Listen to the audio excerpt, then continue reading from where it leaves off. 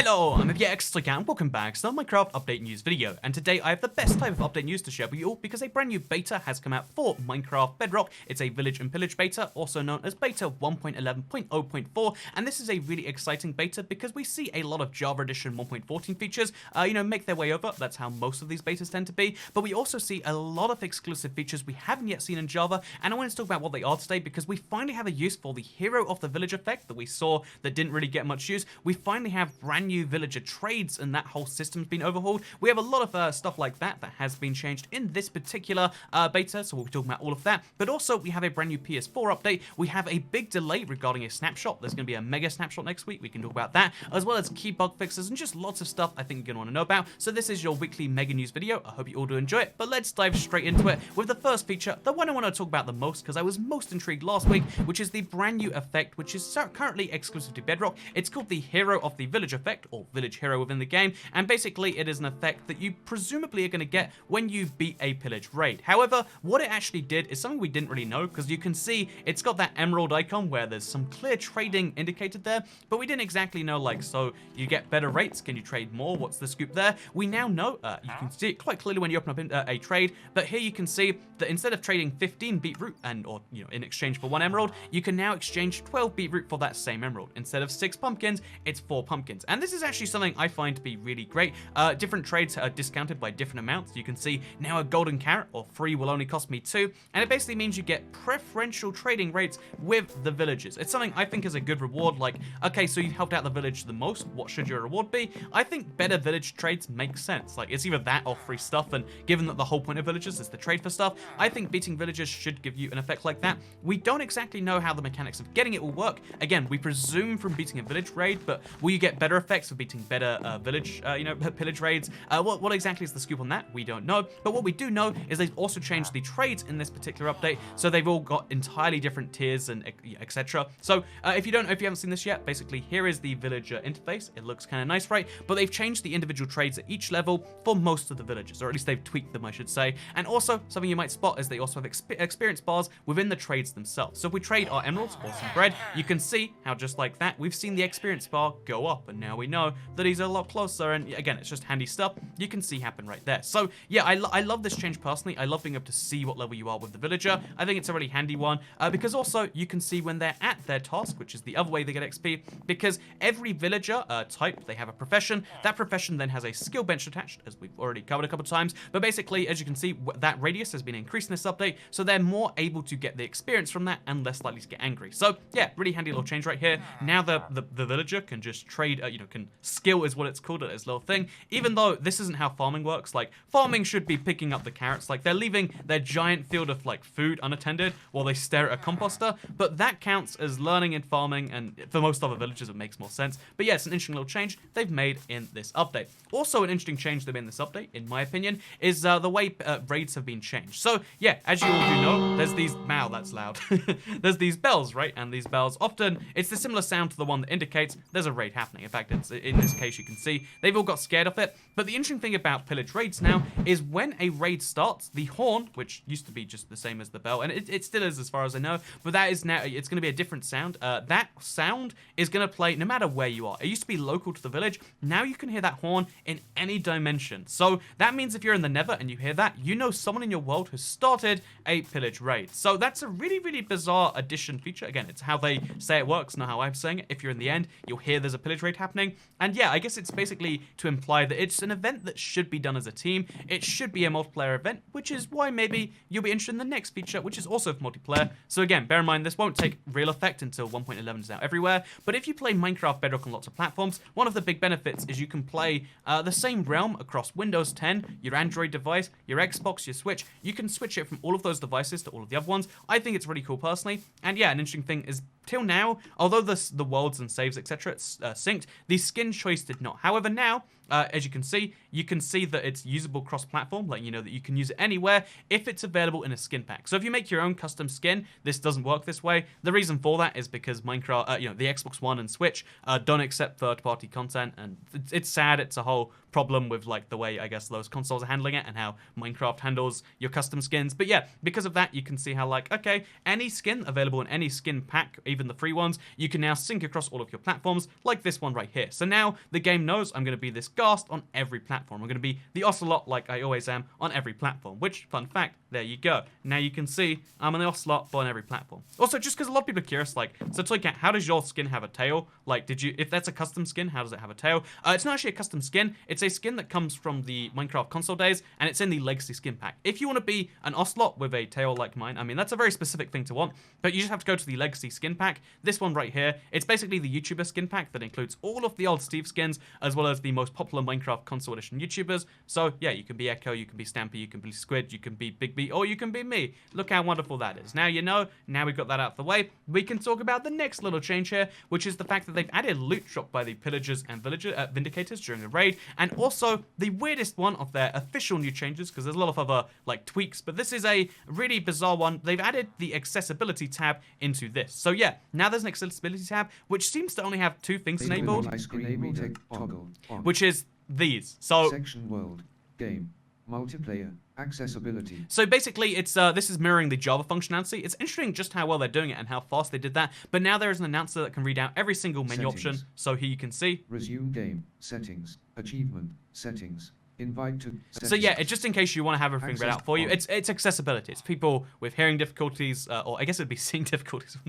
Imagine an announcer helping with hearing difficulties. That would be the opposite of handy. But yeah, it's a thing that you can now do in the brand new beta, which I think is really handy. Also, interestingly enough, oh wow, that's a painful one. Interesting enough to me at least is the fact that they have updated it so that villagers will now spawn in different places to the previous update. This is something that mostly happened anyway, but they've clarified the reason they're doing it now. The reason this village spawned in a place where previously, pre 1.11, there wouldn't be a village here, is because they wanted to spawn them in better locations. They've improved the way villagers find locations, and I think although it sucks that your old seeds won't perfectly transfer over, I think it is something that's super interesting, and again, it's a worthwhile trade-off to have a brand new and hopefully better type of village. Speaking of which, by the way, they've been bug fixing a lot of the stuff around these, although, I say that, but look at all the weird generation bugs you can see here. Like, this is literally one of the most broken villages. It spawned like this, with just caves going through it, and the overhangs up there. But yeah, this is a real thing it just tried to do. Also, you just threw a carrot on the ground. How interesting. But yeah, so this is, those are all of the official changes that they made in this particular version. But then there's also some things that are like tweaks and changes, etc. So we have the Wandering Trader not being behind the experimental gameplay toggle. Basically, experimental gameplay just exists as a way to be like, these things are technically not a part of the update, but now the Wandering Trader is not behind that anymore. They've increased the radii for job trading, like I said already. They've also made it so zombie villagers from previous updates, when brought into this update, will actually, they'll transfer to being the new type of zombie villagers as opposed to the old ones. So if you have any zombie villagers in your Minecraft world, say in an igloo basement, but also anywhere else, they'll now transfer over to be a new type of zombie villager, because obviously in the new update, there are different types, because there's different villagers, so there's different zombie villagers. And yeah, here you can see why that's the case. They've got entirely different designs. Again, it's a whole thing. We've covered the zombie villagers before, but they have different designs, and now they've made it so your old zombie villagers will transfer to the new ones in a presumably logical one-to-one way, which is a handy little change to make. Also, they've made improvements to the way villagers and iron golems path their way around the village. They've made it so that villagers can now resupply their trades when arriving at their jobs. Villagers can now resupply their trades when they get to their job sites, so when this villager goes back to his farm, he'll resupply his trades, and I can trade some more, was it bread or carrots he wanted again? I can trade for some more bread from him, which is a handy little thing if you want to level up the villagers and get the highest end trades, like this one right here, or even just some cake or whatever. Handy little change right there. So yeah, also we've got the fact that cartography tables now properly work. You can lock maps on them. It's really kind of handy. But the one I find most handy, this is just a Java feature, but it's one that I am so happy about because I've been playing around with the scaffolding so much in Minecraft recently. It's such a fun, it's such a useful block. again, it's been so handy for my glass sand, but just in general, I've been really appreciating this, and this is with the basically the broken scaffolding. For some reason, when scaffolding came to Bedrock, it had a 4 wide radius, and on Java, it had a 6. It hasn't been fixed on Bedrock despite the months it's been out, but now we're finally seeing a fix where this is the new Bedrock radius, matching the Java, and that's the old one. I thought that scaffolding was one of the most useful blocks before the update, but now I'm sure it's definitely the very best in this update, and I'll probably explain why at some future video, because again, I've been using it for so many different things. I love scaffolding. It's so handy the way you can just extend it as many times as you like. And yeah, scaffolding, one of the best and most underrated blocks in Minecraft, in my opinion. We'll talk about that some other time. But for now, that's all you need to know about this beta. It is also worth noting, I think it's kind of funny at least, that they in the changelog, they have a bunch of fixes. We usually don't cover these each week because, again, most players don't play the beta. Of the few players who do play the beta, very few run into bugs like these ones. So I scroll them on screen, you can be like, oh yeah, it's exciting that they've increased the visibility of the raid boss bar, which honestly actually was a useful one for me. But, you know, a lot of people won't care or notice them.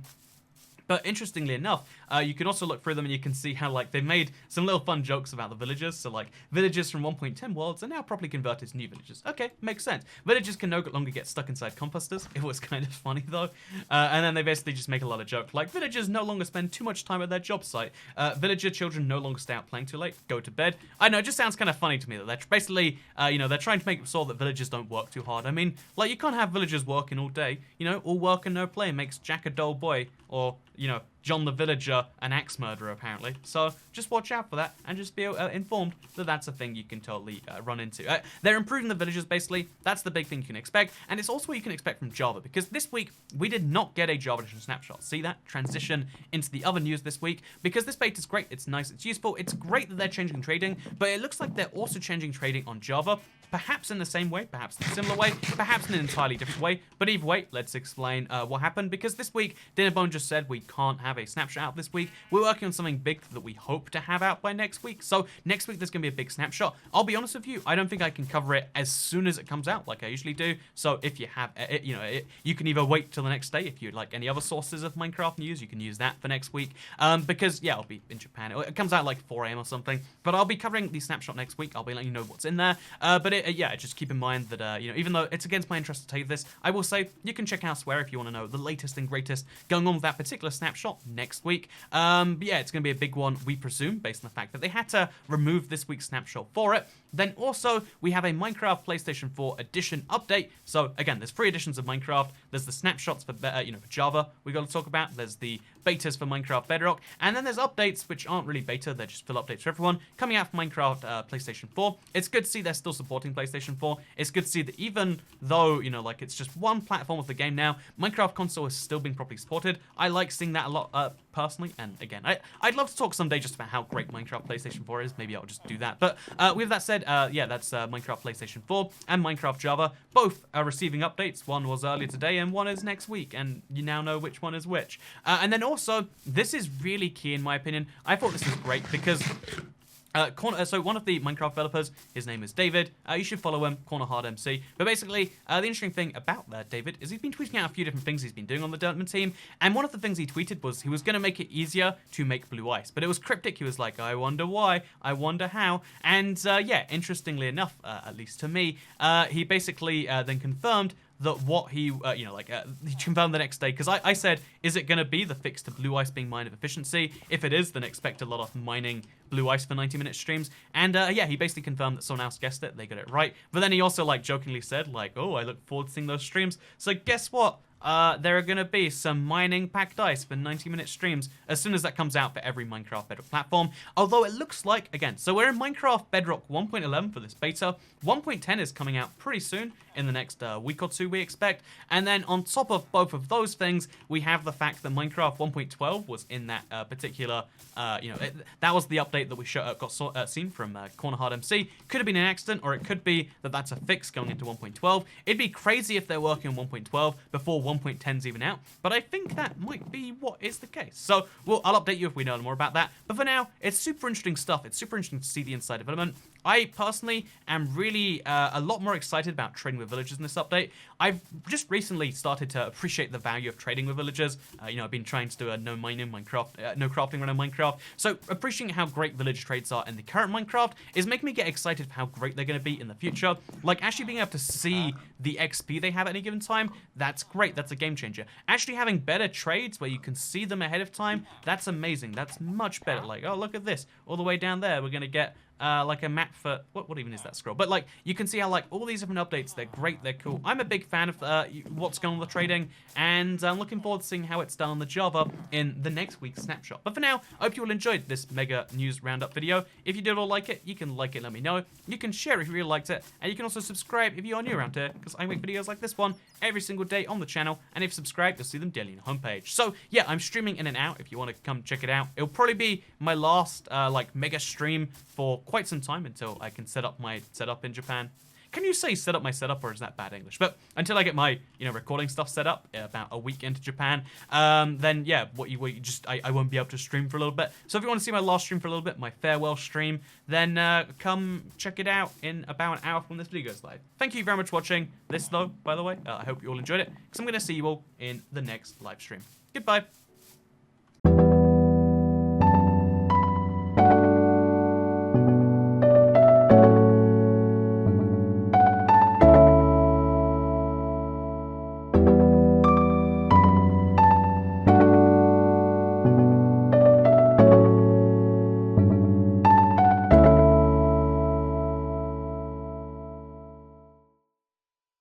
Hello, it is me, the Trading Llama, and if you do not subscribe to Ibstoicat and help him reach 1 million subscribers, I will spit at you.